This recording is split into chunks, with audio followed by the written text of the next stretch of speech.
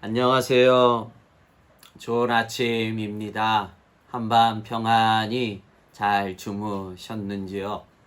참 하나님의 은혜가 아니면 살아갈 수 없음을 다시 한번 고백하며 이 아침 주님의 말씀의 은혜로 또 한 날 승리하시고 이겨가시기를 주님의 이름으로 축복합니다. 6월 25일 목요일 오늘 바이블 타임의 순서는 전도서 7장입니다. 제가 12절에서 14절까지의 말씀 읽겠습니다. 지혜의 그늘 아래에 있음은 돈의 그늘 아래에 있음과 같으나 지혜에 관한 지식이 더 유익함은 지혜가 그 지혜 있는 자를 살리기 때문이니라. 하나님께서 행하시는 일을 보라. 하나님께서 굽게 하신 것을 누가 능히 곱게 하겠느냐. 형통한 날에는 기뻐하고 공고한 날에는 되돌아보아라. 이 두 가지를 하나님이 병행하게 하사 사람이 그의 장래 일을 능히 헤아려 알지 못하게 하셨느니라. 아멘. 오늘 전도서 7장은 지혜를 비유하면서 돈에 비유하면서 세상 사람들은 돈의 위력을 알게 돈을 의지하고 또 돈을 추구하지 않습니까? 그러하듯이 성도는 지혜를 추구하고 의지하고 붙잡아야 된다는 것입니다. 더욱이 돈과 지혜를 단순 비교하면서 오히려 지혜가 더 유익하다는 것입니다. 왜 그렇습니까? 12절 하반절에 말씀하시기를 지혜가 그 지혜 있는 자를 살리기 때문이라는 것입니다. 그래서 지혜는 많은 영혼들을 살려내는 것입니다. 우리 사랑하는 모든 성도님들 다 지혜로운 종들이 되어서 이 힘들고 어려운 이 환난의 시절에 많은 영혼들을 살려내는 지혜로운 종들이 되기를 주님의 이름으로 축복합니다. 그럼에도 불구하고 하나님은 인생에 두 가지를 겸하여 주셨다는 것입니다. 그것이 13절, 14절 초반절에 있는 말씀입니다. 하나님께서 행하시는 일을 보라.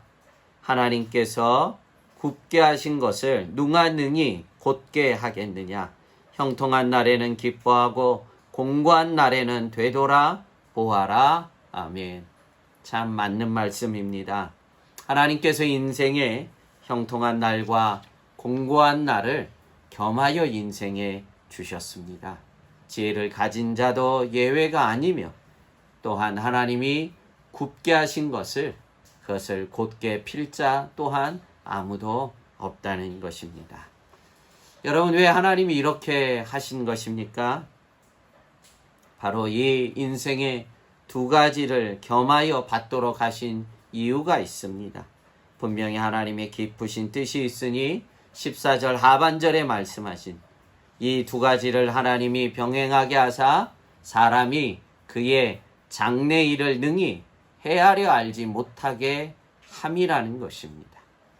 모든 인생에게는 형통한 날이 있습니다.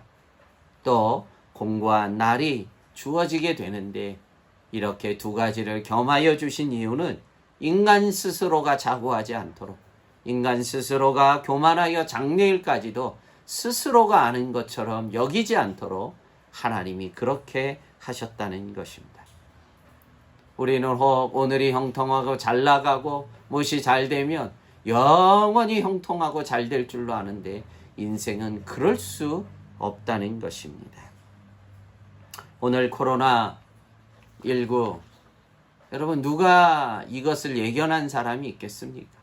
의학적으로는 그 전에 사스가 있고 메리스 전염병이 있어서 사람들이 추측하고 예견은 했지만 이러한 모습으로 이러한 형태로 이러한 충격으로 전 세계에 가할 것은 아무도 예견할 수가 없었습니다. 왜 하나님께서 인생의 날에 형통함을 주시고 때로는 공고한 날을 겸하여 주시느냐 하는 거예요.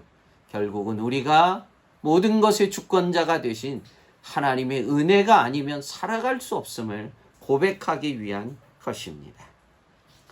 전도서 오늘 7장을 보았습니다만 8장 마지막 17절 9절도 동일합니다. 제가 전도서 8장 17절 말씀을 읽겠습니다. 또 내가 하나님의 모든 행사를 살펴보니 해 아래에서 행하는 일을 사람이 능히 알아낼 수 없도다.